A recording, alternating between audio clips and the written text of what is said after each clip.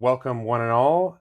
I have with me Augustine Dickinson, who is a student in the PhD program at the University of Toronto in Medieval Studies, and he is studying Ethiopian studies, particularly with an eye toward magic and liturgy.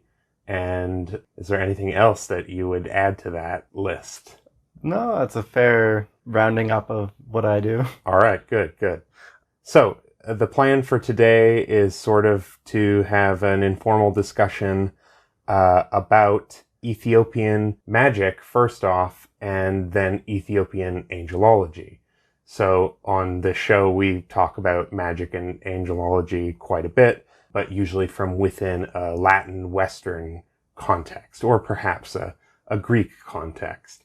So we're going to get a dose of something a little bit different today, and I'm really looking forward to this conversation.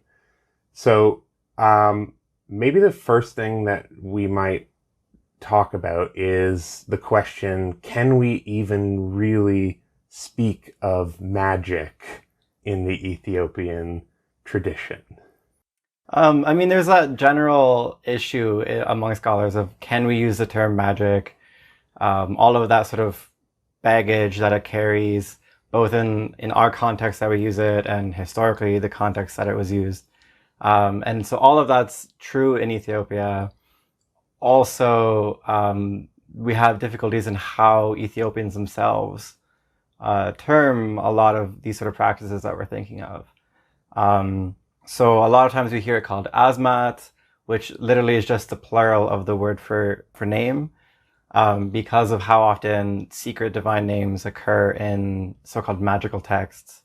A good friend of mine who has interviewed lots of practitioners and who has looked at lots of manuscripts prefers the term abinat, which is like patrimony or the inheritance from like your ancestors. Right, so it's like Kabbalah, sort of, like that which is received. Mm-hmm.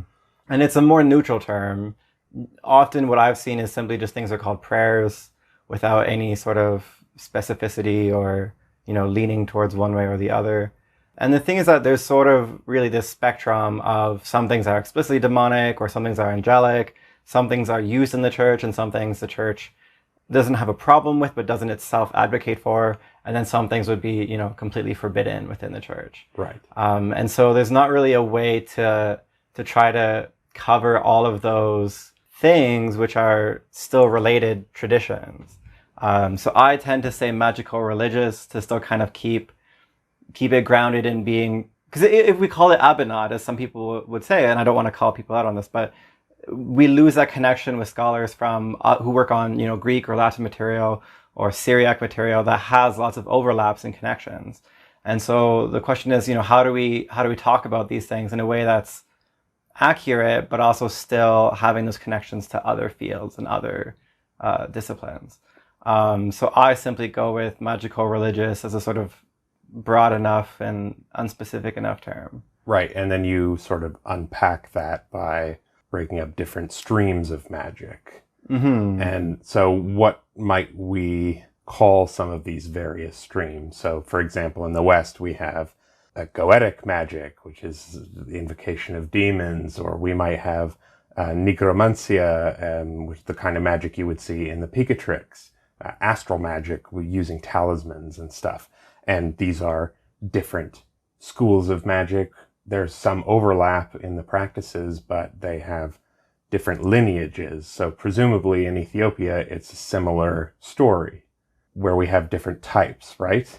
So what might be some different types of magic that are practiced? So it's hard to necessarily draw like clear boundaries and to sort of intellectually categorize a lot of the practices. So we see divination is a common thing that comes up a lot with the same sort of negative attachments that you find in other cultures. Divination, prayers about, healing diseases and these sorts of things, which tend to be combined with some sort of practical element which isn't preserved in the text, which then makes it difficult to say, where do we draw the line between folk healing or folk practices, natural medicine, but then also these additions of prayers or invocations or things. And they get even combined. So you have single manuscripts or single scrolls that combine different aspects of these. And so then how do you, is it artificial to separate them then and say that this is one category and this is a different category? But yeah, so you see like divination, healing, warding against evil. You find curses, but that's really rare and difficult. Mostly just things that are concerned with day-to-day concerns. There's nothing that's, you wouldn't see like an Ars Notoria type thing where someone's trying to understand the 7 arts and it's incredibly, intellectual. Even though these practices are associated with people who are themselves intellectuals, the actual practice of them that comes out of it tends to be just these very basic concerns rather than anything incredibly high level. Right. So sometimes it's said that magic is someone else's religion.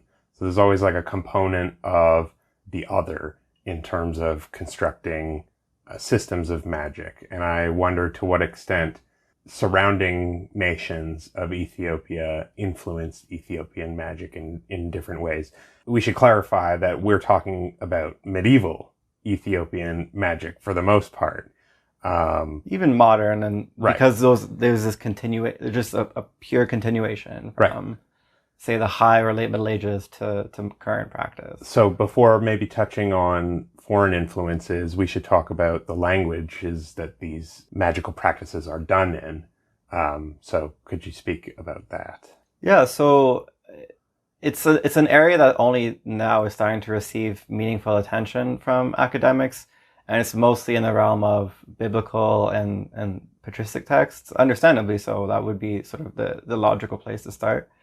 So in terms of this kind of field, there still remains a lot to be done, but at least what we can say is that Ethiopia, from roughly the 4th century, received a large amount of Christian influence and Christian text and tradition, first from Greek directly, and this sort of layer is the hardest to unpack because we have such little, sort of not even textual remnants, but remnants within the textual tradition that we can try to pick out. And then later towards the High Middle Ages, we see influence from Christian Arabic, and the question of whether it's Copto-Arabic or Syro-Arabic or both or a mixture is something that still has to be dealt with. Because, of course, we have these connections between Ethiopia and Egypt, and Ethiopia and Syria, and Egypt and Syria, because these aren't independent Christian populations. They interacted far more than anyone would ever think, perhaps, in our modern period. And so trying to unpack those levels is difficult. And certainly in the case of biblical and scriptural texts, there's then a much later so-called academic revision based directly on Hebrew. So for biblical texts, it's already difficult because you have this initial Greek layer, then a later layer based on Christian Arabic, and then yet another based on this sort of academic Hebrew. And this is for a translation into Ge'ez, into Ethiopic, the classical language that was spoken in antiquity, and then was later, became purely a liturgical / intellectual language. Right. So Ethiopians speak Amharic now? Yeah, so principally they speak Amharic or Tigrinya. And so all of these are Semitic, of course, so they have cognates and connections to Arabic and to Hebrew and to Syriac. But there's, of course, always different influences and paths of transmission. And so now also you see texts written in Amharic or Ge'ez texts that have Amharic or Amharicizing elements in them, and Tigrinya also, which again then just adds a sort of further complexity. And not only, should I say, on Arabic do we have Christian Arabic, but there's also in these non-church sanctioned contexts clear evidence of influence from Islamic Arabic. And so so it's just all of these different layers that are really difficult to unpack, and how even Coptic relates to these, because at some point it must have, yet it doesn't seem that there's any direct connections. Just sort of further complicates all of this. Right. And so we have this, I guess, melting pot of various languages coming together in Ethiopia. And along with these language traditions come magical traditions in a way. So you were talking about a biblical tradition. Well, in Ethiopia, there isn't necessarily a strong delineation between what is biblical and what is magical. And presumably psalms are used in this way, or sung to ward off the evil eye, perhaps. And now, what can we see from this diversity? Do we see distinct forms of magic coming in that can be parsed, or is it sort of too mixed up that we can't see what influenced what? So the thing too is that in addition to these mixtures of various components, sometimes it'll just be two of many influences. Sometimes it'll be more or less, depending on the specific context. There's also then these Ethiopian innovations that happen in psalms and hymnody and liturgics and so forth, that then also become an influence. And then at which times those are mixed in or not. And even also the sort of non-Christian or pre-Christian context of within Ethiopia and adjacent to Ethiopia, that's something that has almost not been, there's almost nothing written about any of that. And yet there's still bits and pieces that we could try to work from that just have been ignored. That's sort of been the focus of my research, is just try to start looking at things that haven't been given adequate attention in the past.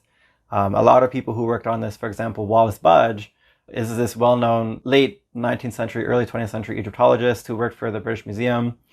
He was the first person, I believe, to translate the Egyptian Book of the Dead into English. And he published lots of things on Syriac, Egyptian, Ethiopic. He knew lots of languages. And he was a pretty smart guy. The thing was, he was exactly as you expect a British Egyptologist of this period to be. And even then, he was an Egyptologist, not an Ethiopiscist. So when I've looked at some of his materials that he translated, he clearly misunderstood certain roots or how certain words were functioning. And in any case, his analyses will always try to draw these connections to Egypt, because for him, Egypt was, this great bastion of culture and civilization. And so Ethiopians must have been drawing all of this from them because they were the more superior civilization. And they were never looked at on their own terms. They were always seen as downstream from Egypt. Exactly. Right. And that is changing, of course, which is great, because there's such a rich array of things that there are to look at. Something that comes to mind is this Seder square that you've showed me. It's like almost crunched or truncated or something, and it doesn't have the full square structure of a Seder square, but it is a Seder square attempt. It's like a Seder rectangle nonetheless. Do you have anything to say about that particular scroll? Yeah, so that was a really funny example, because usually when I've seen the Seder square, it's just written within the body of text. So there's no attempt to make it as a square or to understand that that's where it came from, simply as understanding them as names. In the Ethiopian context, and there's clear Egyptian prayers that, like Coptic Christian prayers that this is drawing on. They take the names of Christ's wounds as being the Seder square. And even there are dictionaries published in Ethiopia that will say like Sador means to pierce on the right hand, and then Alador means to pierce on the left, and so forth. But so because of both how the writing system functions, and also just because of how they received the names, they weren't ever attempted to be put into a square, and so they were just written out within text. And so when I saw this scroll that has this weird attempt to write one, each one on a line and then make it kind of squarish, was shocking, and I still have no idea where this comes about. I met the guy who copied it, but he didn't tell me anything about how he copied it or what his influence was. And I'm still kind of curious about or suspicious about some of what he said, or he told me about it. But in any case, it's a weird thing to find. Yeah, it's definitely an interesting artifact of, I guess, transmission it's like, I don't know what we would call it. Well, I think of it, the word an artifact in the sense of like when you transfer a file from one format to another and there's little corruptions that occur along the way. That seems like one of them that's very interesting. So what are some other scrolls that you've been looking at that in terms of magic that might be interesting to our audience? Scrolls are an interesting one. So they haven't received a lot of attention from academics because academics who are interested in this field tend to be these very sort of pure philologists. And the thing with scrolls is that for the most part, each scroll ends up being a mixture of 3 to 5 or 7 so-called prayers. And you might never find a scroll, because it was made for a specific individual, you might never find a scroll that has that same mixture of 7 or 3 or however many items. And oftentimes those items just have a sort of generic incipit. This is a prayer for hemorrhage. This is a prayer for colic or so forth. And then there's just a text that follows. And, there might be hundreds of texts that have that same title, and yet none of them have the same text that follows it. And so you can't, it's basically impossible to come up with a stemma to see what came from where and where, because all of these are so different. Right. Except for a handful where there are these texts that are more or less consistent. There still may be lots of variation from one copy to another, but at least you can tell it comes from the same text. So my favorite is called the Net of Solomon, or Marbabta Solomon. So it purports that, it starts out by saying that this is the net which Solomon used to trap demons, like a net for fish of the sea.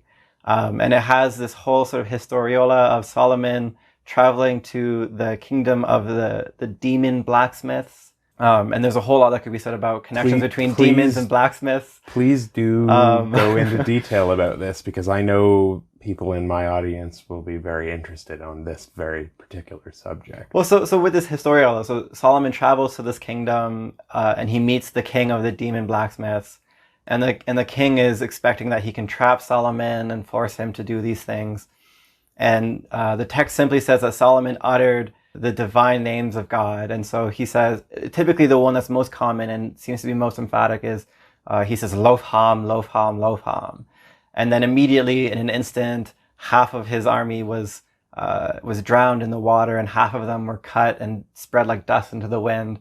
And so then there was only the king who could remain. And Solomon sort of flips the table and learns all of the king's secrets. He learns how many demons live on earth and how many of them are in what form. So he says there's something like 10,000 that look like a monkey, and 10,000 that look like a lion, 1,000 that look like a hyena. And he gives them all of this information.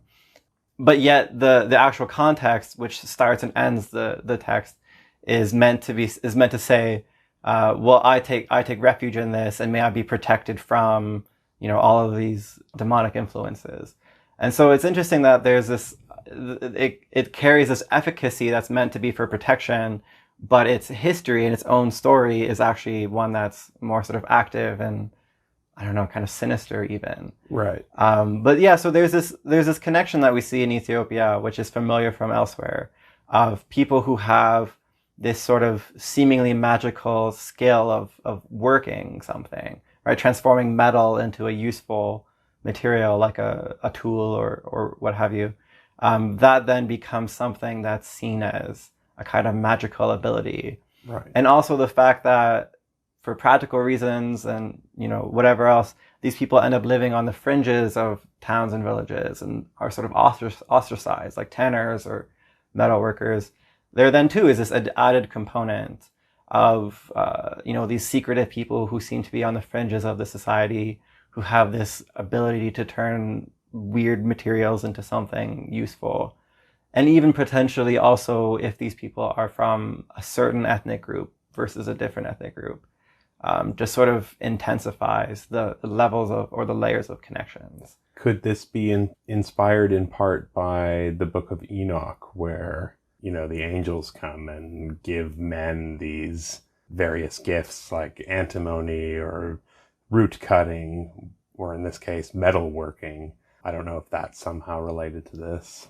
So Christians who write polemics against magic draw those connections, but it doesn't seem that any of the texts that are actually part of that tradition are aware of the Enochian connection. And because, if we want to say that there should be an Enochian connection because Ethiopic is the only language to preserve the Book of Enoch in its entirety, well, I guess the collection of books in its entirety, that sort of presumes that it's Ethiopians themselves who have entirely created this tradition.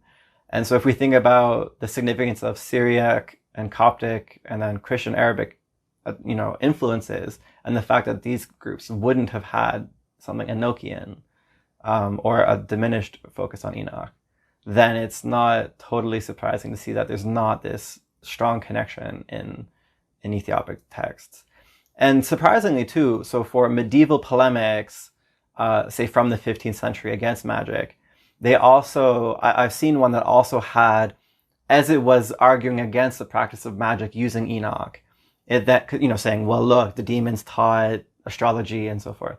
It then also attaches this defense and, well, for those who say that Enoch is not in the scriptures, here's why it should be in the scriptures. And so curiously, as much as Enoch is this big part of the biblical and scriptural tradition in Ethiopia, it seems clear then that there were people, even in the Middle Ages, who weren't so certain about its canonicity or its authority. Right. Could we chalk that up to influence from abroad, or? To be honest, I don't know. It's interesting to see this level of awareness from the same body of polemics. We see also other apostolic or pseudo-apostolic sources where they were even aware of differences in transmissions from Greek versus from Arabic, where it reached the point that they would say, well, this manuscript is more authoritative than the other one of this, like the Didascalia, for example, or these sort of early Christian texts. And so, yeah, there's this level of awareness that's going on, but we still only just have these faint glimpses of what's going on with that. In this period, we see a lot of theological writings that have this amazing awareness of earlier Greek material that then was just lost. And we only have these faint remnants to say, well, wow, like there were Ethiopians who knew of Manichaeus and Manichaeism in the 15th century, but we don't have extant the writings that they used to learn about Manichaeism. We just have a handful of things that they wrote about it. And so this is always, again, the sort of thing that has to be in the back of our minds of we just don't know how a lot of it was transmitted. We only have vague ideas and we don't know what they had access to. Right. So what do we know about the role of Enoch, the Book of Enoch? And I mean, there are multiple books of Enoch. Maybe you can touch on that in Ethiopian religion and magic. So Enoch has an influence within the church in terms of how what names of angels are used within the church, and the fact that some of the angels that we only find in Enoch then make their way into liturgical and hagiographical texts. Again, though, it seems that the influence of Enoch is more felt within the so-called legitimate church than it is within these sort of parachurch practices. I've seen, so Jacques Mercier has some images of scrolls that have pictures of Enoch or, related things in them. But there's not a lot that I've seen in material that I've encountered in Ethiopia and in museums.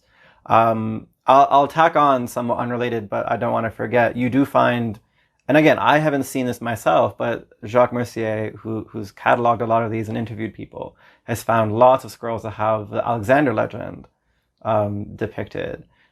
Paintings of Gog and Magog, Alexander on birds or fantastical creatures. And so, yeah, there's that sort of interesting influence that's going on too. But it's still somewhat in isolation. You might find a scroll that has the Alexander legend, but you don't find like a generic prayer for healing that ever mentions Alexander or something. It's either entirely aware of the tradition or it's not. there's never this sort of vague influence. And the same would be with Enoch too, I would say. Either it's completely aware of Enoch, or there's almost no influence at all. Right. I think I understand what you're saying. It's either concentrated in one place, or there are no references scattered about otherwise. Okay, so, well, maybe we can then use Enoch as a way to hop onto our next subject that we want to touch on, which is not necessarily divorced from magic. There's a lot of overlap with it, but that is angelology. And could you talk a little bit about angels in the Ethiopian tradition? Of course, they're informed by the Bible. Are they informed by Dionysius the Areopagite, for example? Do we have a tradition from the Syriac to the Ethiopian for Dionysius? So I can confess my ignorance on whether there are specific textual traditions of Pseudo-Dionysius within Ethiopia. There are, I haven't read enough of them. From what I've seen, I would say that the influence from Enoch is stronger. So in liturgical texts, when you see references to a collection, because this is something that you see in Russian and Greek Orthodox churches and in the Coptic churches, that they at least have a set of names that they approve of wherever they come from. And in many cases, I don't even think they come from Pseudo-Dionysius, right? Like in the Russian church, you have like Jerudiel or Barakiel, Ananiel in the Coptic church. As far as I'm aware, those aren't names that you wouldn't see those in Dionysius. Those are coming from pseudo-apocryphal or apostolic sources. Dionysius doesn't even really give those names so much as he talks about the structures and the hierarchies. So in Ethiopic tradition, we see an emphasis on names and roles more so than discussions of hierarchies and things. And there are instances even when there's something that's been mistaken.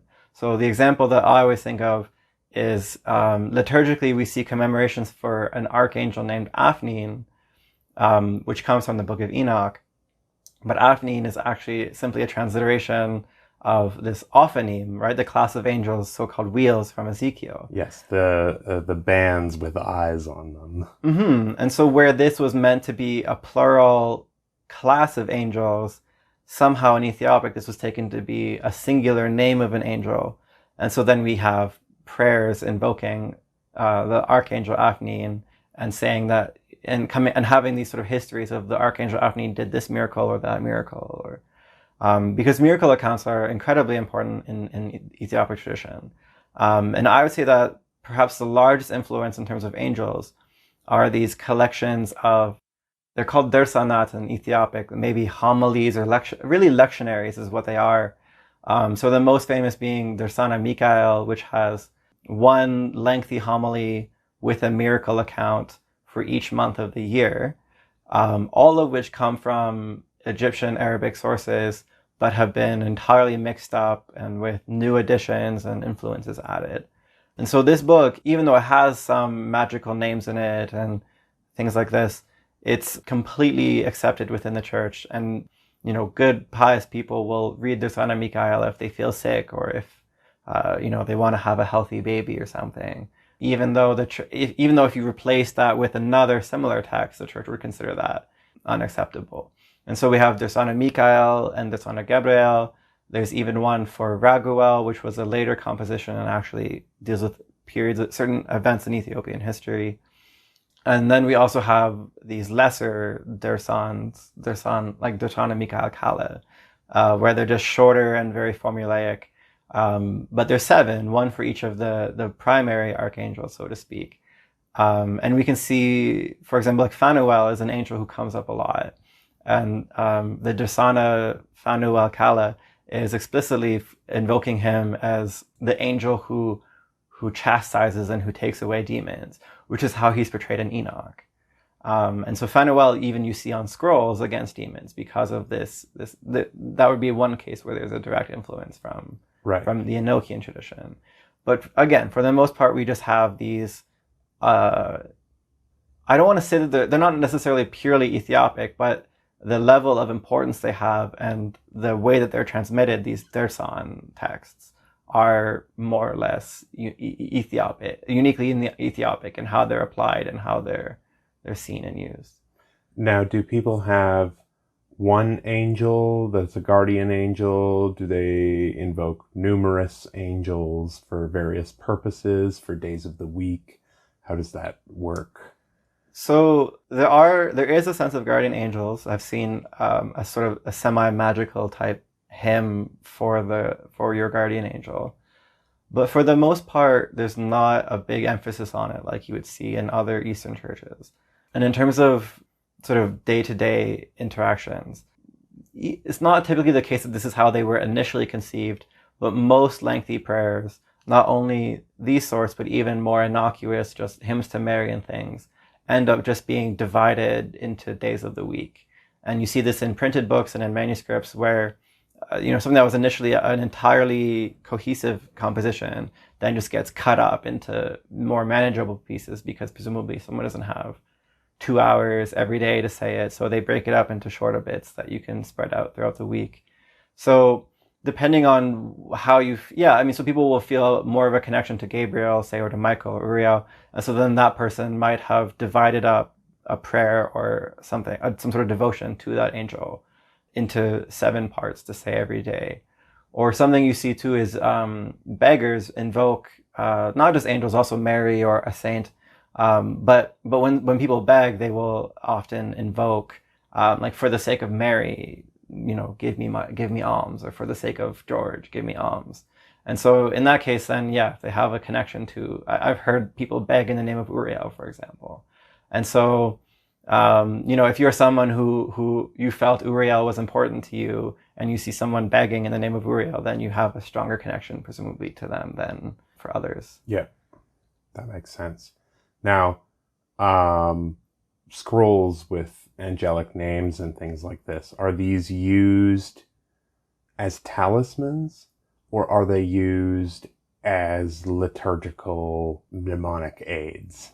So I'll give the correction that you don't see arcane angelic names. You rather would see it framed as names that were given, like God giving his own names to angels to use. And so often, most names that you see occurring in magical texts are simply just, and these are the efficacious names of God, and then there's just a bunch of, glossolalia or Greek or, various things that are understood as being these efficacious names. But then sometimes you do see them framed as, and these are the names that God gave to Gabriel when he was doing this, or these are the names that God gave to Raphael when he was doing that. So, which would be a difference from the Latin tradition, where you have also like these secret names of angels that you can use to invoke the angel. That's not something that you see in Ethiopic. It's purely just God having these efficacious names. But so you do see this cropping up. It's the sort of central aspect of most scrolls is having the right names to invoke. And it's debated how they get used. And I wouldn't say that there's necessarily one answer. It just ends up being different practices for different people. Some people, if they're bedridden, they might hang it on a wall so that they can look at it while they're in bed. Other people will wrap them up and seal them in a case that they wear around their neck or around their shoulder. There's instances that seem to be where it was copied and then it was dipped in water, or water was run over it and then the water became efficacious. The difficult thing is that in most cases, what we would call the gabir, the effectuation of, here's the text or the prayer, and then here's now how you apply it. Oftentimes this isn't given, either because it was simply lost in the transmission, or because it was intentionally omitted so that it would be a secret, or sometimes you find it encoded with kind of a cipher, or words are added or removed that you need to know about. And so it's incredibly difficult unless you're talking to modern practitioners who themselves are very reserved and not likely to reveal a lot of information. For the most part, we just have these texts. And so then we have to acknowledge that when we talk about the texts, we're not talking about the whole picture. We're just talking about as much of the picture as we have. A great example Personally, my favorite of all of these texts is this book called the Lefafatzedek, the Bandit of Justification. Wallace Budge published a not so great edition and translation of it called The Bandit of Righteousness. It's this book that claims that when Mary saw a vision of how terrible hell was, she then asked Jesus what she could do to save her family members and her friends from going there because she was so concerned for them. And so Christ then goes to God the Father, and he receives this book, and then he gives the book to Mary. And there's this whole warning where he says, Mary, don't give this to people who don't understand what it is. Don't give this to people who aren't righteous. And then there's this effectuation where he says, and those who wear it on their body, those who recite it when they receive communion, and those people for whom, when they are buried, it makes the seal of Solomon. For those people, they will be guided right into heaven and live in a place of paradise and splendor. But in every manuscript that I've seen, there's sort of this degradation where that's at least the longest explanation that I've seen of what you do with it. And then they just get increasingly condensed. And sometimes, perhaps intentionally, sometimes there's mistakes where they misunderstood a certain word, or it's unclear what they were doing, to the point where it just ends up saying, and those who have it will be guided to a place of splendor or whatever. And so then, there was clearly an origin, this important part of what it actually does and how it works, so to speak, that then just kind of got mutilated and lost over time. And from what you're saying, it sounds like it is both talismanic and to be read, or either or, in a way. It's kind of like if you just have it on you, that it is in and of itself enough to have salvific power. The interesting thing too about it is that a lot of times you see it in a codex form, and so if it says, well, you just have to wear it on your neck, then they'll make a case for it that they can wear it on the neck. But the word that's used for this book, so lifaf, which we translate as banlet, there's quite a bit written in an article on this text, just trying to figure out what we do with this word lifaf, because it's actually an Arabic loanword that's almost entirely unattested in Ge'ez. And so it comes from the Arabic word lifafa, to wrap. And so in what context are we to take it? Is it something that you have to wrap, or you're expected to wrap on your body? More or less the only other time that the word is used in Ge'ez is to describe when a saint covers his eyes using this lifaf, this bandlet, or however fillet. And so then, is it something that actually blinds? Is it a thing that blinds justice? Is what's posed by this author. I think that's maybe sort of like overcomplicating tricking your way into heaven. Well, so the wonderful thing is that the best description I've seen of this text is this German scholar who called it. So he says at first, I'm trying to remember what the German word for key is. So he first calls it, because in German they can compound words, right? Schlüssel? It's Schlüssel. That's what I thought. Yeah. So he says dieser Himmelsschlüssel, and he says aber Himmelsdietrich. So Dietrich is a lockpick. So he said. So when he's talking about it, he says this key to heaven, or rather, actually, this lockpick to heaven, because that's exactly the goal of the text: is that you are meant to go to hell, but you have this, and so you're not. But so on the point of this word lefaf and whether it's bound, scholars who have talked about this text so far say that maybe it's a sort of 15th century or 16th century innovation. There's thousands of manuscripts of it. Like when you go to a tourist site in Ethiopia, they're selling copies of it to tourists who think that it's a Bible, and then they're like, "Oh, look, I got this 1,000-year-old Ethiopian Bible and a 200-year-old manuscript of this magical book," that they don't even realize. But so we have these hundreds of manuscripts or thousands of manuscripts, but most of them are very recent, and people have tried to say, well, based on the thematic connections, it's maybe dating to this period or so forth. But I actually met an archaeologist who had found in churches, so there was this very brief period in Ethiopia when it was Cushitic people, not Semitic people, who were in power, who were dominant, the Zagwe period, say 10th to 12th century. Okay. So we have the Aksumite period AD. So we have the Aksumite period first, when we have the Ge'ez speaking, very Semitic peoples who make these bilingual Greek and Ge'ez inscriptions and have a clear connection to Sabia and so forth. We have this first period where they're ruling, and that's when we have interactions with the Byzantine Empire. And then from 1250 on, we have this restored Solomonic dynasty where we start seeing these connections that are drawn between Ethiopia and King Solomon and so forth. And that's the dynasty that reigns up until Haile Selassie, and which produces a lot of works and so forth. But then there's this intermittent period called the Zagwe period, which was ruled by Cushitic or Agau speaking people. So they still used Ge'ez and they were Christians, but there was this sort of other influence. And so this is when we have the carved churches in Lalibela being built. And I guess that's mostly the one thing that they're known for.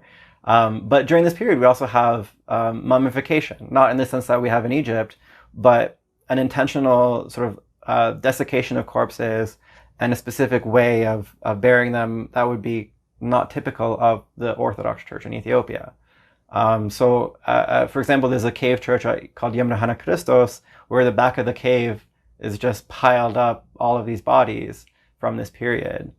So I met an archaeologist who worked on some of these bodies, and he found copies of Lefafet Tzedek wrapped around their arms, and in such a condition that he could determine, like, okay, this was Deacon, Gebra Mikael, who was buried here because the name was written in the copy of Lefafet Tzedek. And so that then pushes the dating of the text to earlier than anyone has said so far, and that could preserve, important early recensions of the text. I still haven't been able to get photographs of the text, so I don't know what it looks like. But it's incredibly fascinating that we have this archaeological evidence of it. Yeah, that does sound really fascinating. Like totally Book of the Dead style stuff almost. And that's actually the thing, is that so Wallace Budge was the person who had published a whole book on it, and himself having been a British Egyptologist, as I said, his whole introduction is connecting it to the Book of the Dead. And certainly there's that thematic link, but it's clearly drawing on Christian motifs. So it has no clear connection to the Book of the Dead aside from this sort of coincidental thematic link. Because otherwise it's purely in this tradition of Marian Apocrypha, where Mary has a hell vision or Mary has something else going on. Because there's lots of those, especially in Ethiopia. And that's why I say the text has never been more or less properly treated by academics, because it's always it's not viewed in its Christian and Ethiopic context. It's viewed rather in light of these other more popular things that are easier to talk about. Right. So maybe we could touch on anti-magic polemic, because it's, in the West, one of the ways that magic developed in the West is through these apologetics and polemics of churchmen, and often we can learn a lot about magic just from learning about people writing against magic. And I know that you've spoken on this subject before, and maybe you could summarize some of the points that you've made in that talk of yours on the subject. Mm-hmm. So I don't know about incredibly early polemics. I think in early periods they would just simply directly refer to apostolic sources that we have against these. And in the modern context, it's very contentious. You have even these people that I like to call celebrity exorcists. This famous, very well-known example is this guy named Memahud Gurdma. You see videos of him in Italy exorcising people who presumably have no idea what he's talking about. And there's this whole show to it, and he's slapping them with water and crosses and things. And the church, only recently has the church actually spoken about him. But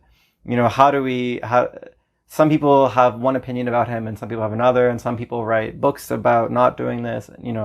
Everyone has their own opinion, and there's not been a lot of heavy-handedness about dealing with it.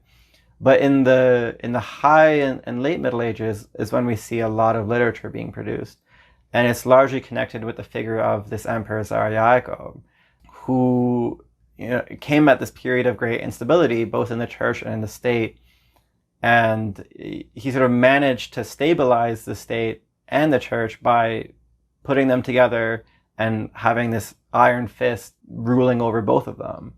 And so he very vitriolically wrote polemics and imprisoned and executed people who were heretics or who were considered to be practicing so-called magic. So the chronicle of his reign begins by saying that there was fear and terror because of how many people he had either tortured or executed because they confessed. It says that they confessed to having worshipped Dask and the devil, Dask being this demonic figure in Ethiopia. And so for him, this was he seems to have, people debate on whether, these were politically motivated things that he was doing, that he was able to get rid of political opponents and so forth by means of this. And that seems to have happened in some instances, that he was able to get rid of political opponents by this rhetoric of magic.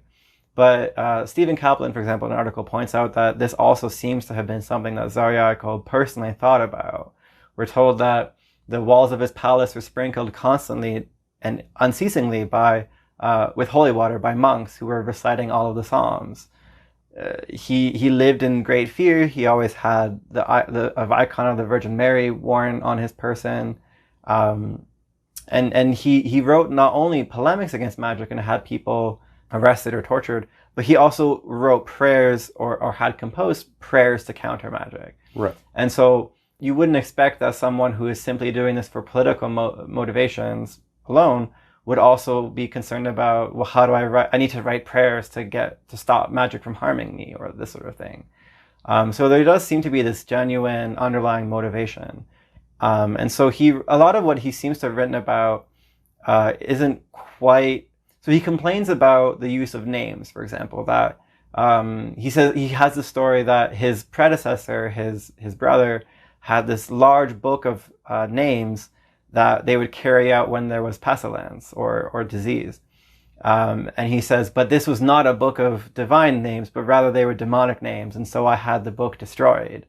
Or when he faces against this Muslim sultan in battle, he says, and he came to the battlefield bearing scrolls with names written on them, but they were simply the names of demons, and by the power of God, I was able to defeat him.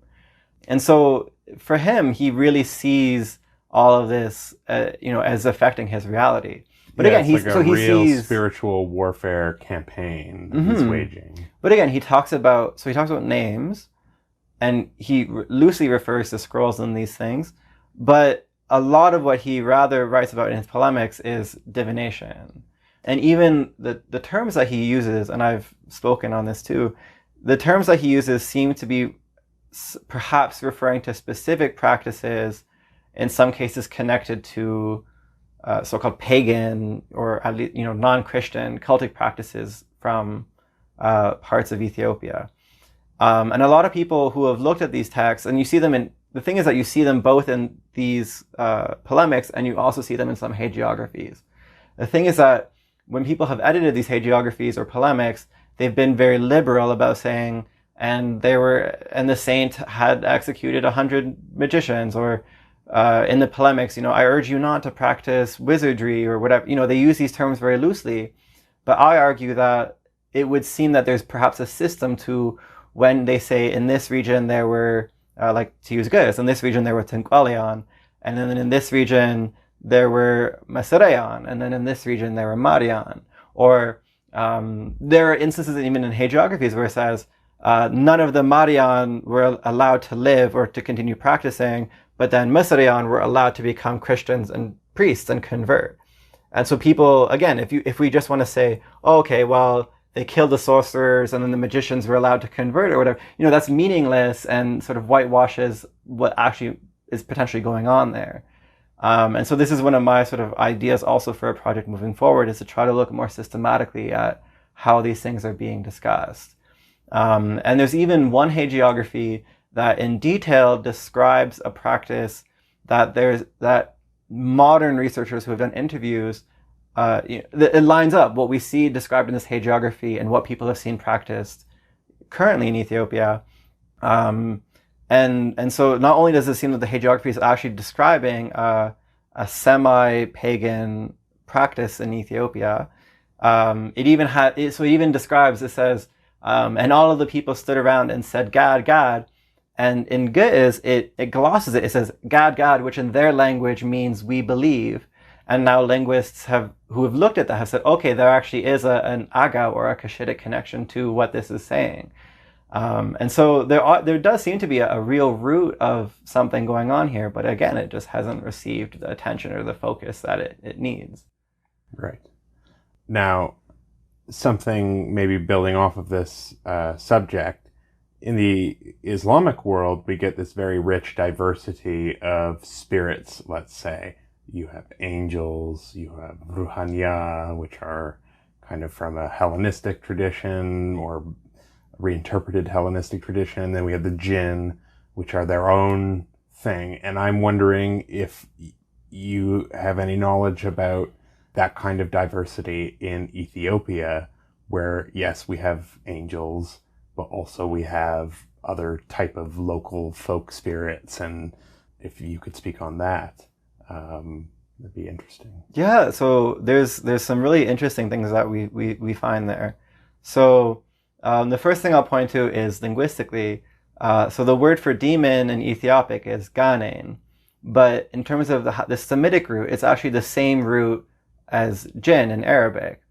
But ganein, in a biblical sense, is used in the same way that where we have daimon in Greek Christian contexts. So the typical like demons in hell who were angels who betrayed, blah, blah, blah, these are ganein or aganans. But then, as I would explain it, when we start seeing Arabic influenced Ethiopic texts, and especially these sort of magical texts, we see less discussion of aganans, demons in this sense, and more so seitanat, which would directly, come from Arabic, because in Arabic they wouldn't call demons jinn or ganein, they would call them shaitanat, right? And so there's this interesting shift where Satan is a proper name and ganein is a generic term, and then once we have this Arabic influence going on, suddenly ganein becomes almost unused, and we have Satan becoming a generic, becoming the new generic term. But so in addition to having this typical like Satan, ganein, also we have like diablos, in addition to this standard sort of repertoire, we do find, so Buddha, which is this well-known African evil eye / demonic force. Also we have a good example is so Legewan you find, so Legion in Mark, right, where the demon Christ exorcises this demon, and the demon is so many that it was called Legion. You find a lot of prayers in Ethiopic that are to counter Legewan, or they'll say like Legewan and the forces of the devil or something. So Legewan is even taken to be like not just that demon in Mark, but a demon that you can encounter. There's also these references, I mentioned Dask earlier, there are these references to what seem to be non-Christian spiritual entities, then taken in understood as being demons in the Christian context. So Dask would be one, Dino would be another, Dino perhaps being connected to Syriac, but that's something that can be debated.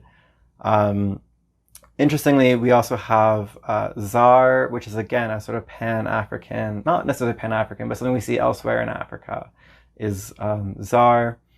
And then even in some cases you find these weird like Weluj, which is apparently a mongrel of a demon and a Zar. So when a demon and a Zar reproduce, the result is a Weluj.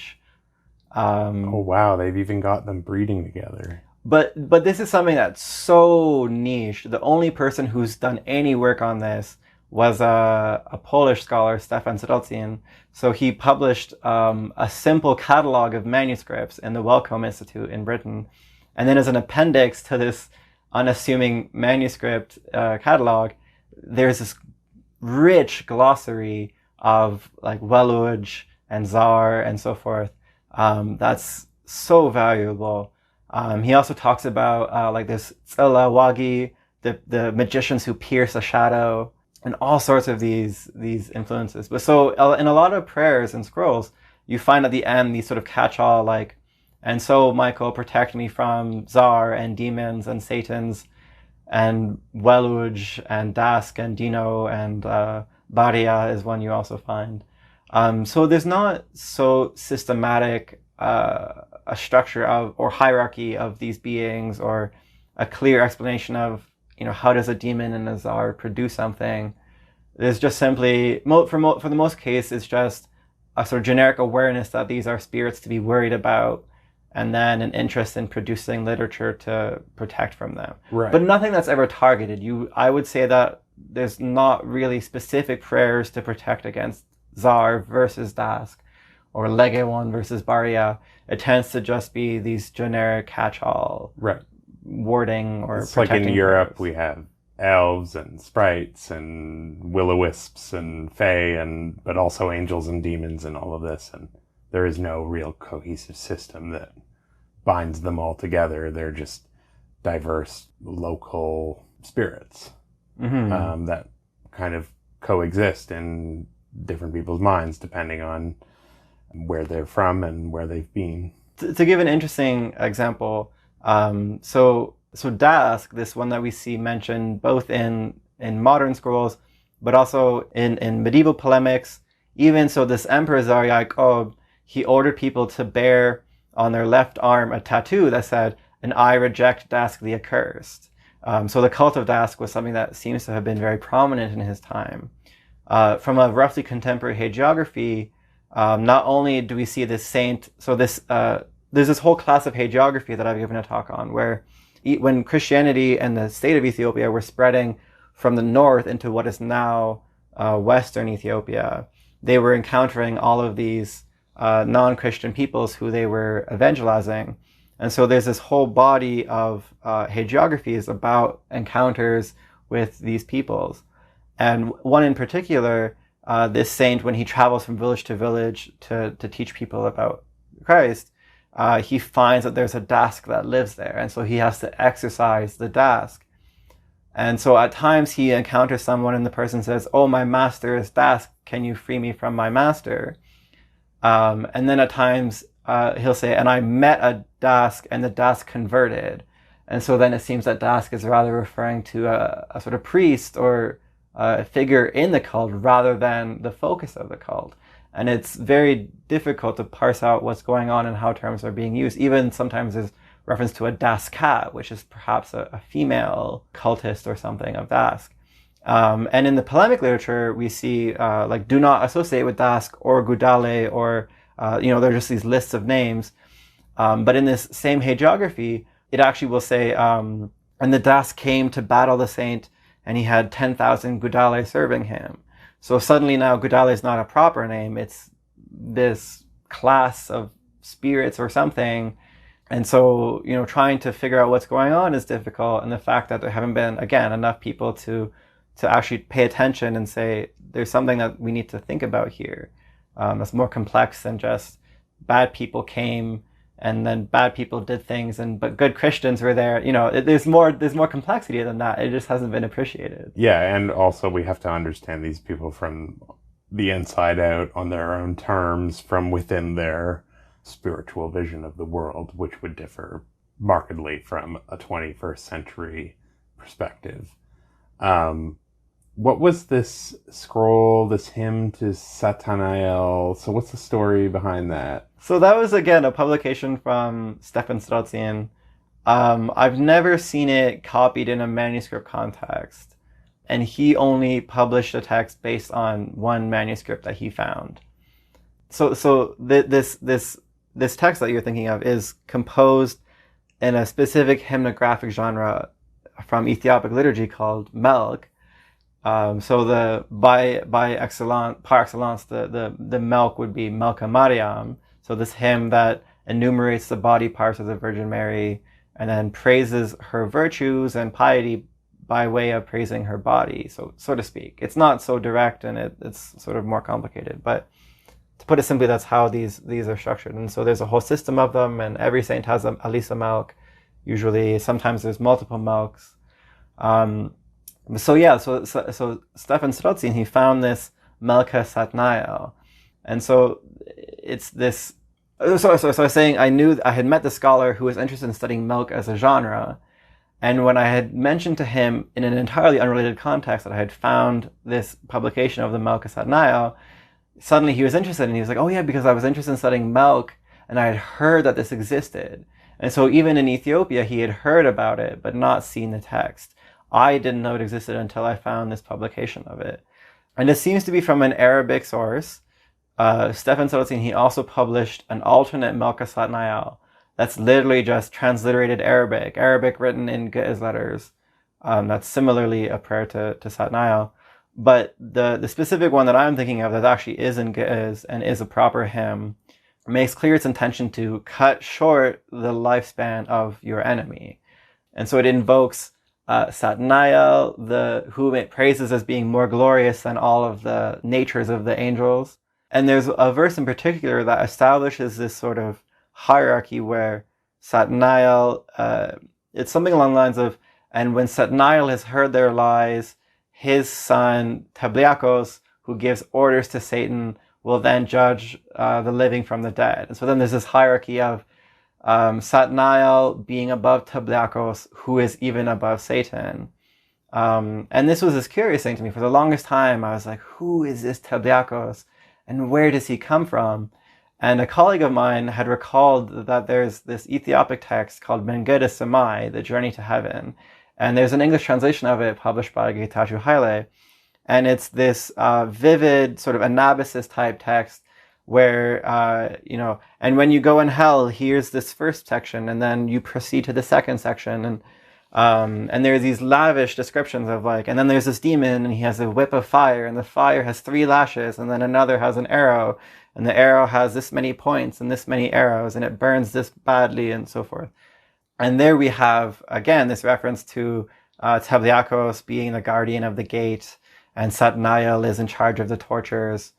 And interestingly, there was a footnote in the edited text of this Mengede Samai, The Journey to Heaven, that points out that this is rather connected to the Coptic Apocalypse of Paul, where he describes in hell the Tartaroi, these angels in hell. The damned, I guess. Well, so it's still not entirely clear to me if these are angels who are inflicting torment, and that's their job, or if they're demons. Because presumably demons in hell, if we understand them eschatologically or however, are suffering. Are suffering. So then are the damned souls that are in hell being tortured by them, then are they also co-suffering while torturing? Or presumably, my assumption is that they are actually simply angels responsible for inflicting suffering. But so in this Coptic Apocalypse of Paul, we have reference to the Tartarikoi, these angels who are doing this. And then also Telemachus, not Telemachus, but Telemachus, who's one of them. And so it seems then that Telemachus is simply mashed into Tabliakos in Ge'ez. And there's a lot of this kind of hell literature, but I feel like Mengede Samai is particularly unique in its descriptions and its severity. And I don't think it's something that you would typically find people encountering. I certainly would hope not. It's very scary and bleak. And the theme of anabasis, of catabasis, is that a frequent theme in Ethiopic literature? Or is it something that you've come across rarely, like in this case? Well, so there's the obvious example of Enoch, and then also there's a handful of these Marian texts. So in the one that I mentioned, the Banlet of Justification, it's not even given in any detail. It just says, and Mary saw hell, and she was afraid. There are longer ones. So Ra'aya Maryam, the vision of Mary, is supposed to be a vision that Mary receives of hell. And then other Marian prayers, some of which are even magical and have these arcane names in them, again also reference that she had seen hell and was afraid of it. But for the most part, there's this Mengede Samai, the vision of Mary, Enoch, and that would mostly be it. There's not a large and what you get in the Bible. Connection. Yeah, exactly. What's in the Bible, and there's not really a genre of literature about it so much within Ethiopic. There's obviously a broader genre that Ethiopic is a part of, but within Ethiopic texts, I wouldn't say that it's a large thing. Like even if Mengistu Samai has these elaborate descriptions, you don't see other texts referencing like, and this protects me from the 3 whips that are used by so and so. There's nothing that sort of references it, and so it's something that sort of exists in isolation in its own tradition. Right. Now, so from within the scope of orthodoxy, then maybe you could touch on, for the audience, what are some of the broad differences that distinguish the Ethiopian Orthodox Church from, let's say, the Catholic Church, the Eastern Orthodox Church, so on and so forth? So are they Trinitarians? Are they, do they have sacraments? These kinds of questions. So the Ethiopian Church is a direct offshoot from the Coptic Church, and right from the origins of the first bishop appointed over Ethiopia until the past century, even the metropolitan who was in charge of Ethiopia was an Egyptian appointed in Egypt.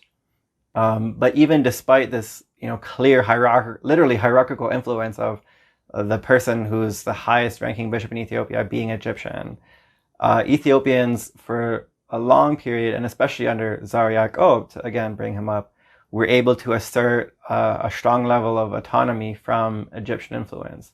So, for example, Ethiopians observe, they say 2 Sabbaths, or rather 1 Sabbath that can be divided into 2, Saturday and Sunday, the original Sabbath and the Christian Sabbath. And there was an explicit order from Alexandria that they not do this. And nonetheless, there was a council held in Ethiopia that ruled in favor of doing it. They wanted their 2-day weekend. And so it's really contentious, and I'm careful what I say about whether we say Ethiopic Christianity is Judaic or Judaizing. Mm-hmm. Which is a major issue in all branches of Christianity. I follow my colleagues who simply point to the archaeological and textual evidences which say that a Syrian Christian came to Ethiopia in the 4th century. He was held ransom with the king's son and taught the king's son about Christianity. He was then patronized to teach other people, went to Alexandria, became appointed as bishop. So this is Frumentius, who in Ethiopic is called Abba Salama, but he's a common saint in all churches, Saint Frumentius. And then he goes back to Ethiopia. He brings the Greek New Testament and Old Testament, patristic literature, and so forth. And then the Ethiopians begin translating from Greek. That's the evidence that we have in how Christianity was spread. And in terms of what was going on before, we have stone stelae, which have inscriptions referring to common Semitic polytheistic deities. So Mahrem, the god of war, and Beher, the sea god, and so forth. And the interesting thing about Ethiopic in these cases is that we have bilingual inscriptions produced in antiquity with Greek on one side and Ge'ez on the other. And so we see Mahrem becomes syncretized to Ares, and then Beher to Poseidon. And so there's this interesting extra sort of source that we have there. But we don't seem to have any Christian evidence before this bishop being appointed and so forth. But even though traditionally people will say that Ethiopians were Christian long before, and that's the literature of the church certainly backs up these claims. And so by its character, Ethiopians associate themselves and their practices strongly with Judaism. So they abstain from eating pork, they circumcise children. And again, even this is something that they do despite having, these apostolic sources that say, for example, let us not circumcise our children because we are from a new covenant and so forth. Yeah, I mean, it's an African tradition as well that is non-Christian in a way. Mm-hmm. But so, yes, we have this Sabbath observance, not eating pork, circumcision. There's of course, a well-known emphasis on the Ark of the Covenant in Ethiopia. not only that Ethiopians. Yes, please touch on this. So this so when we start seeing this incredible connection between Ethiopian kings legitimizing their claim to rule by rooting it in a descendancy from King Solomon, we also see these stories coming up, and the text for this is called the Kabra Negas, the glory or the honor of kings, where we have this story of the Queen of Sheba, who is understood as being Ethiopian, coming to Solomon, having a child with him, taking the child back to Ethiopia, and then the child himself decides to go and meet Solomon, and he actually steals the ark along with a number of treasures and things given to him by Solomon, and then brings it back to Ethiopia, and then becomes the king, and so then initiates this lineage of Solomonic kings who also were practicing Judaism and who had the Ark of the Covenant. But this then is so pervasive that in churches where in the Byzantine or the sort of Greek / Slavic tradition of Christianity, an altar is consecrated by a cloth called the antimons, which has a relic sewn into it. The equivalent in the Western churches, they would just put the relic right into the altar. But in the Eastern church, they use a cloth called an antimons in the Greek or Russian church. In the Syriac church, they have a wooden tablet typically, and this tablet is consecrated and then is assumed to consecrate the altar. But in Ethiopia, they have a stone or wood tablet that is considered to be a replica of the tablets in the Ark, and then by itself sort of stands in as a representation of the Ark. And so within an Ethiopian church, they always have, in theory, they're supposed to have three. Some will even just only have one, but they consecrate the church by the presence of this tablet called a tabot. And because of its strong connection to the Ark, which is not allowed to be seen, it's also the case that people are not allowed to see the tabot in the church.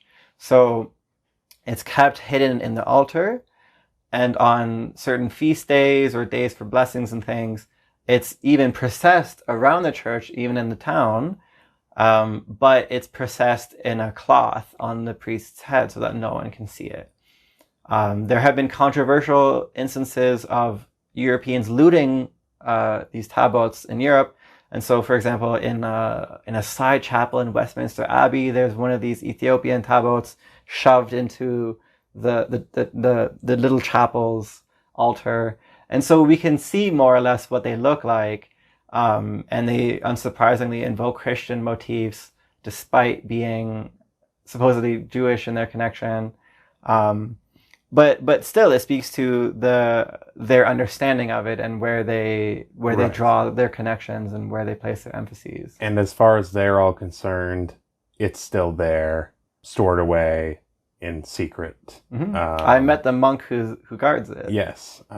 Did you want to talk about that, or would you rather not? No. So it's not so remarkable. So Aksum had been the historical capital of Ethiopia, and so the sort of primary church.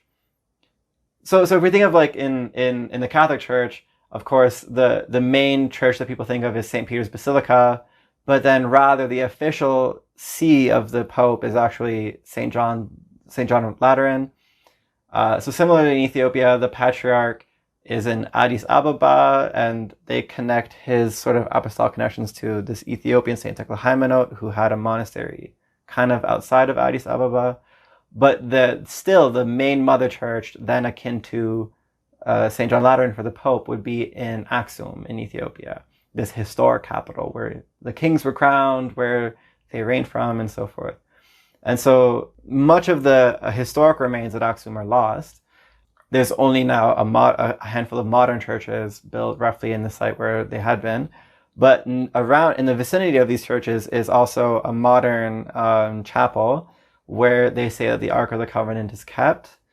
There's only one monk who's allowed to be in its presence or to enter the chapel, and he's allowed to leave for a certain amount of time per day to go outside. And then there's a perimeter of various fences to keep people away, especially foreigners, because there had been a history of foreigners attempting to break in. Even people like Eric von Däniken trying to sneak their way in. Eric von Däniken says he's seen inside the chapel. He says he has. Of course he would. And so typically most people aren't allowed within even the furthest most fence. I had the connections and the language and so forth that I met the monk and he gave me some water from the chapel. But he's not allowed to talk about it. And I was respectable enough not to try to pry about it. But I mean, yeah, his entire life is living in this chapel and coming out for a couple hours a day to talk, to bless people and to see the sun and I guess eat. But otherwise, his whole life is just living in the chapel until he dies, and then someone else gets picked to replace him. Right. So can we speak of mysticism in the church, or would we just call that a facet of orthodoxy? Because often when we speak of mysticism, we're speaking of things that flirt with the edges of legitimacy, and, it's often blurry as to whether mystics are accepted in the fold of orthodoxy or not. Can the same thing be said within the Ethiopian tradition? Yeah, so I would say even in the modern, in the current day, people like these so-called, as I say, celebrity exorcists, perhaps I'm just misconstruing them, and they're genuine mystics or something, depending on how we want to see it. So for Ethiopians, I would say that as much as it's common to all Christian traditions to have a focus on relics and holy water and important pilgrimage sites, Ethiopians tend to always sort of take it up a notch, such that certain mountains are so important, and and again, that's not that that's something that's not common to others, but then the water in the mountain is important, and then the water that trickles away from the mountain is important, and it becomes taken so far that I think it was maybe 9 years ago there was an article about all these people who had died in the north of Ethiopia drinking what they thought was holy water that was contaminated. But again, what you see is people just taking it too far, where they have this mountain and the mountain is sacred and the water is sacred, and people who drink that water are, they talk about miracles happening. But then suddenly, people who are standing at the base of the mountain and this dirty water trickles down and you can see garbage in it, they then start saying, well, even the mountain, even this water that's trickled down is holy, and then drink it. And, they've taken it even beyond what people in the church would say they should have. Or the church will say, no, the water's on the top. This is just water that trickled down. But people have this intense level of faith in it. And so... Right, which then kind of edges on superstition, which I suppose is what superstition is taking faith a little bit too far into the realm of harming yourself, I guess. Mm-hmm. And the thing is, though, there's just always these sort of gray areas. There's never any meaningful boundaries. And even when I gave a talk on this question of some things the church does and advocates for, and then some things it considers illicit, but they seem to be doing similar things. What do we do with that? So I gave a talk explicitly, not even addressing it because I don't think there's a clear answer, but just trying to push the limits on this question and get responses. I titled it "Good Faith and Bad Faith," in quotation marks, because I explicitly took this idea from one of these medieval polemics where it says, and this polemic was written to counter all kinds of perverted faith. Hymenot. And so there's not this clear categorization of this is magic and this is not. It was simply that, what these people are doing is bad faith and what I'm doing is good faith. And so I again, that's sort of how they would categorize it. And even still, if they say one thing is bad, one thing is good, there's still things that have this, questionable space in between that, we don't know how to deal with. Right. So maybe to wrap things up, it would be appropriate to talk about apocalypticism. And what is apocalypticism in the Ethiopian church? Presumably it is tied up with the Day of Judgment. the revelation of St. John. Is there anything unique that stands out as a part of Ethiopian apocalypticism that is different from how it's thought of in let's say, the Latin West? Well, so to go back to this bandlet of justification, there's even this text within it which purports itself as something like, and this book is read on the day of judgment, and it will be read before Gog and Magog, who have been unleashed, and so forth. And then Elijah has preached on this day, and so forth. And so we do find these apocryphal sources that are more explicit and descriptive of apocalyptic events. Right, like the Gates of Alexander, presumably. But these are of course, non-canonical. Notably, Sozariak, one of his doctrines that he argued people were heretical if they rejected, seems to have been millenarianism, this idea of, Christ reigns peacefully for 1,000 years and so forth. It's never obviously explicitly called millenarianism, and when I've mentioned this to people, they're surprised and they think about like, well, no, but millenarianism is like modern Protestant invention, and you think of like Left Behind or something. Yeah, some people call it Chiliasm from the Greek word for 1,000. It's the same thing. Yeah, so in Ethiopic sources, it's again, it's not explicitly called this. They'll say, and this person who was a heretic said that there's no banquet on Mount Zion, where the banquet on Mount Zion is referring to the 1,000-year right, because reign. It says, I think in Matthew, that many will come from the east and the west to sit down at the banquet with Abraham, Isaac, and Jacob. So that's kind of this apocalyptic vision of everybody putting aside their differences. And to be honest, I don't know if this is still the position of the church. This emperor is officially considered to be a saint, and they would certainly agree with his prohibitions on magic and so forth. But I don't necessarily know about his stance on millenarianism. I don't know that there's a lot of other apocryphal sources that are so explicit in discussing apocalyptic events. No doomsday cults, no peasant uprisings, things like that, based on apocalyptic expectation, like we see in the West. No, I mean, people are mostly concerned with the day-to-day. Yeah. And that's even the majority of... So all of the scrolls that you see are concerned for day-to-day things, as I said, hemorrhage or colic or so forth. And even then, the majority of the ones, at least that you would find, are even simply for pregnancy, even this more narrow subset of a day-to-day concern. And to be fair, in a pre-modern society, that is a legitimate concern, having a safe pregnancy and surviving a pregnancy and the child surviving and so forth. Yeah, absolutely. So it's not a surprise that this is the most common thing that we find. But I mean, it's common even to the point of there not being these sort of apocalyptic focuses or cults or so forth, because everyone's just trying to survive the demons that are trying to hurt them and the diseases that they cause and so forth. Right. That's funny, because often people associate apocalyptic expectation with these heightened anxieties, but I mean, maybe that is not truly the case. Maybe if you are more concerned with purely survival in the day-to-day, that you don't have the luxury to think about apocalypticism, and you just have to worry about the here and now. And two, there's a lot of tension, and it's a tension that you would see also in say Greek and Russian churches. But again, it's heightened in Ethiopia, where on the one hand you have these Marian texts that say that Mary can forgive all sins, and you don't need to fear, because even there's a story of a cannibal being saved by the Virgin Mary's intercession. But then on the other hand, you have people who, for almost their entire life, never take communion because they're concerned that they're going to damn themselves if they take communion, and they're constantly worried that they need to go on pilgrimage to have their sins cleansed, and they need to have holy water to get rid of the evil things in them and so forth.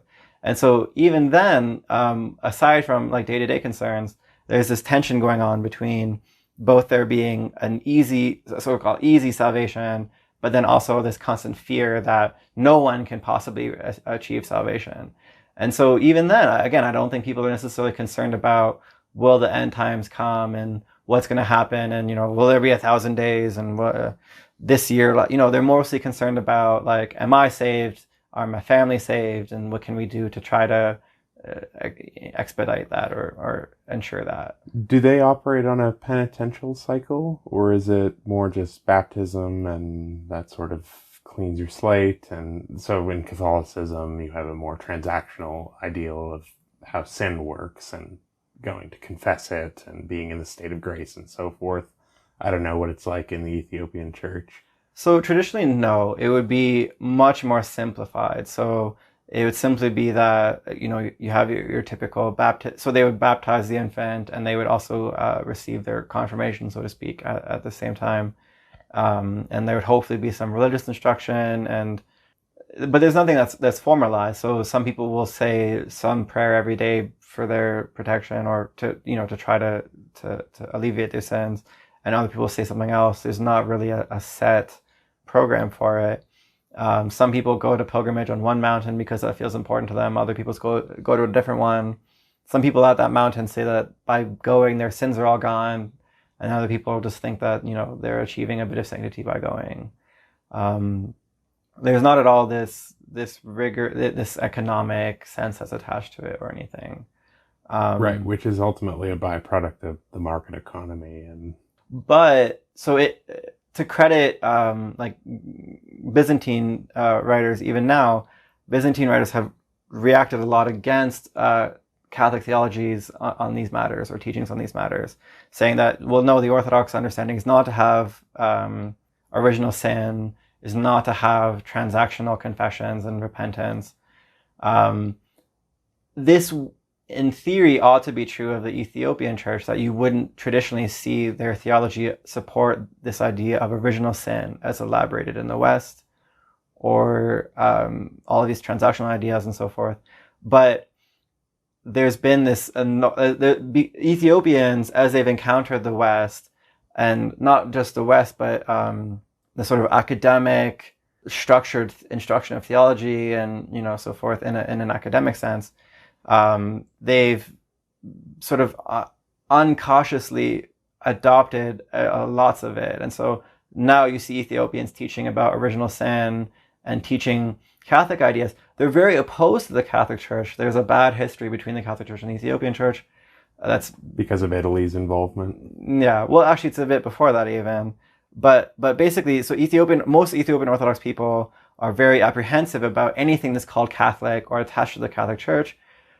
But because when they encounter academics discussing theology, they're not explicitly, it's not explicitly being labeled as Catholic theology, and original sin is not being explicitly labeled as a Catholic idea. They just see it as, oh, here's an academic who's really smart, and they're talking about theology, and we're Christians. So then these now have started becoming more mainstream in Ethiopic teachings. Somewhat is true in the Coptic Church as well, but then the Coptic Church also has had certain Protestant influences acting on it, where Ethiopians are still always very cautious about things that are labeled as Protestant or Catholic. The question is how often it's labeled as such. Right. And presumably Protestant missionaries and things like that have been there in the same way as they've been everywhere else, and met with varying degrees of reception, presumably. Yeah.